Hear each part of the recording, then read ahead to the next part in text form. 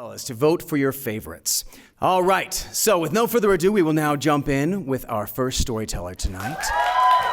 For Zell, Sam, and Morgan, 3 17-year-olds.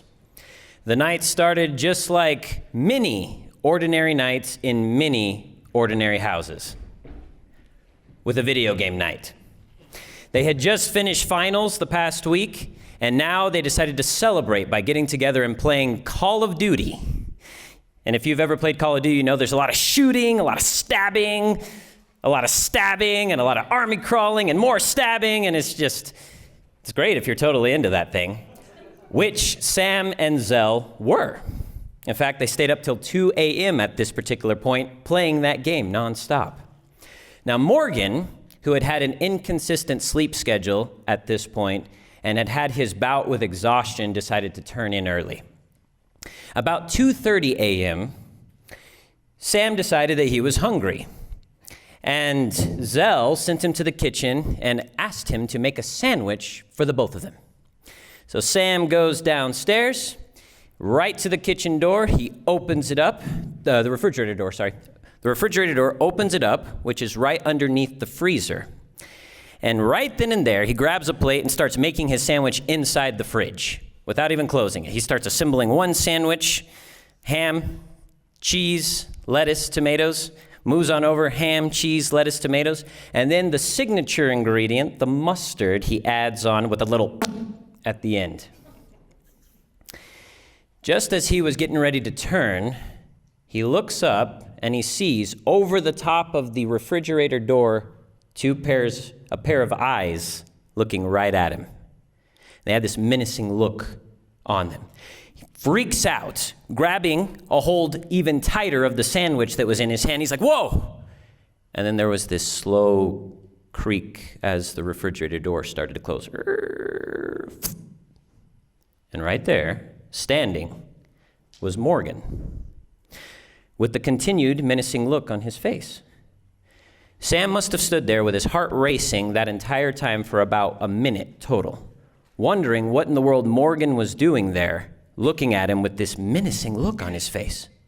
And finally, he had a recollection of something that he had heard in school about sleepwalkers. And he came to the conclusion Morgan was sleepwalking, right there.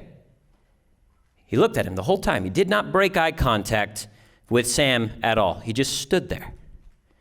Sam tried to speak up to break the ice. Hey, Morgan, are you asleep? No answer. All right, well, I'm going to grab my sister's sandwich and head upstairs. He carefully walks over to the refrigerator door, opens it up again, grabs his sister's sandwich, and with the two, he starts to head upstairs. Looking back, Morgan's still. Same menacing look, looking right at him, hasn't moved. Just as he's getting ready to make the first step, Morgan starts to inch his way backwards toward the kitchen counter. And as he continues to make eye contact, he starts to take his hand on the back counter and start fumbling around like he's feeling for something. And his hand comes into contact with his car keys. Now Sam becomes interested because he had read somewhere that sleepwalkers will often take drives out in the middle of the night for no apparent reason. They'll try to drive, they'll try to follow some consistent routine that they had during the day. His hand makes contact with the keys, but then goes right over them. Then he goes over the kitchen sink. He goes over the dishes, the clean dishes that are sitting right next to it, and gradually makes its way over to the knife container.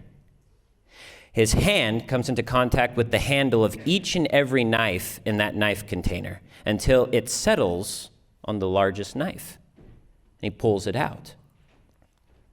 And then Sam notices something that he didn't notice before. As he was watching Morgan's hand do all this, he noticed there were gloves on his hand, black gloves. And so when his hand grabs the knife, this time, still not breaking eye contact, he starts to edge his way forward with the knife. Sam freaks out. He runs upstairs. He's like, oh no. His sister meets him in the hallway. And he's like, hey, what is it? He's like, it's Morgan. He's coming at me with a knife. Like, what? Morgan's coming at me with a knife. What are you talking about? Morgan is in the kitchen with a knife. hang on, calm down, slow down. She starts to make her way toward the kitchen. She looks downstairs. She's like, I don't see anybody there. What? Sure enough, they go downstairs. He follows his sister very carefully going downstairs. Morgan is nowhere to be found. And she's like, are you sure you saw what you saw? And he's like, I'm absolutely sure I saw what I saw. Well, last time I saw Morgan, he was sleeping. What if he's still there? So they go to the room that Morgan had set aside to start sleeping, and sure enough, he was laying there, sleeping.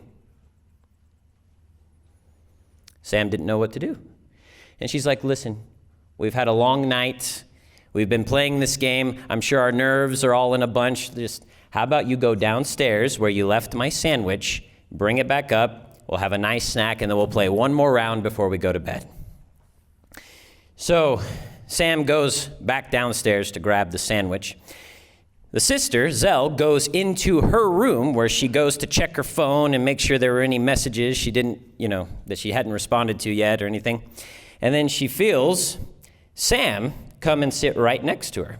And she, as she's looking at her phone, just checking the message, she just reaches over in a loving way and starts to fumble her fingers through Sam's hair.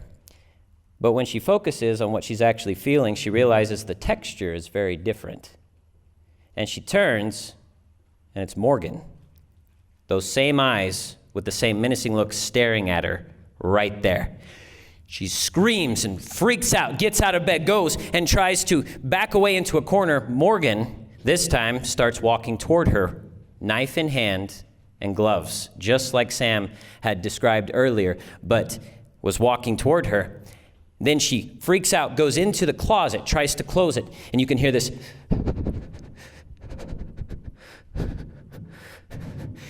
Closet door starts to jiggle.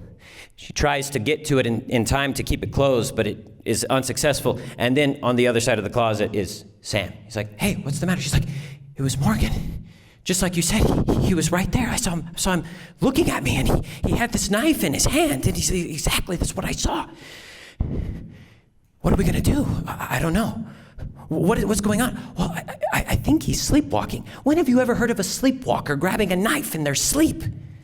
I don't know. What do we do? Where is he? So they both make their way to the door, peer into the hallway, and turn. And there, standing at the end of the hallway, is Morgan, looking straight at them as they both peer with their heads around the door like this. A good 20 seconds goes on. He doesn't move. Then he takes one step, and they were done. They go inside the room, they close the door, they lock the door, and they say, we're not coming out at all the rest of the evening. They decide to eat their sandwiches and go to bed. Now, Mom had been out all night because she had to work a graveyard shift at the hospital as a nurse. She comes and makes her way into the house about 6 o'clock a.m. She goes to bed. Morgan wakes up the next day around 7 o'clock. He's gotten a little bit of rest, so he's doing okay. And he wonders where Sam and Zell are. So he goes and he starts looking around first in the room where they were playing the game. They weren't there. Then he goes and looks all around the house, perhaps in the kitchen, bathroom, nowhere to be found. Then he goes to Zell's room. He goes to turn the knob on the door, and it's locked. Like, okay. Well, about 30 minutes pass, and he decides to knock on the door and try to wake them up. No answer. After about 30 minutes of waiting, he gets a little discouraged. He goes and wakes up their mom, and he says, hey, I've tried knocking on Zell and Sam's door. They won't answer. And so together, they break down the door, and right inside, they see Zell and Sam on the floor, dead. The police were called. They show up to the house. They come and investigate. An autopsy was ordered, and they found a dose of cyanide in their system. When the autopsy report came back and the investigation was conducted, their first suspicion was that it was the mom. Being a nurse, she would have access to all of these harmful chemicals at work. And having access to latex gloves that are black, she would be able to perform a crime and not leave any fingerprints. But when they found a container of pesticide in Zell's backpack that she had brought home from school to nurture these plants that she was in charge of keeping alive for a science project, they concluded and ruled that it was a suicide. That she had killed her brother first and then decided to end her own life. What they did not know was that if they had simply checked the garbage before it was taken out, they would have found the mustard container. And if they would have found the mustard container and examined the contents therein, they would have found that there was a little bit of cyanide that had been added to the end. And Morgan had appeared on the scene just in time to scare them before they noticed the reactions in their body take place. Through this experience, Morgan would decide to become a cop many years later. And in becoming a cop, when he wasn't solving the crimes that he was immediately focused on, he would dedicate time to hunting his best friend's killer. Until one night, he had a dream.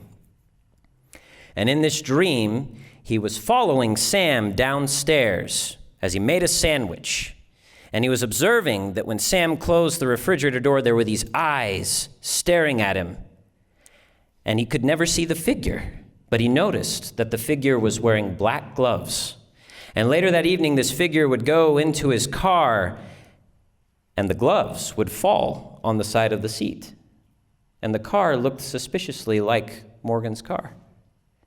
He would go out to his car, and not having cleaned his car in a very long time, he would find a pair of black latex gloves.